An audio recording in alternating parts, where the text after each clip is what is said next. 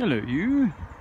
Here I am, I'm in Crystal Palace, right next to the Darwinian Programming Centre, where they designed the first dinosaur display, all in concrete.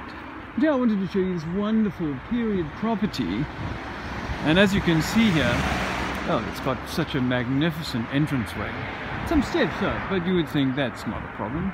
Not the, for a lovely grand house to have such a nice entranceway. It's been turned into flats, and you'd assume the first flat would be number 1. Oh, what does it say there? 3 to 9. Where's number 1? Where's the front entrance to this property? Gosh, Dad, it's downstairs. Downstairs, I say? Yeah, so we decided to build the front entrance next to a train track and downstairs. It's obvious. Common sense in construction. Didn't you know, old boy? No, I'm sorry, I didn't. I was just operating on common sense. No need for common sense here on the ball earth. Silly boy.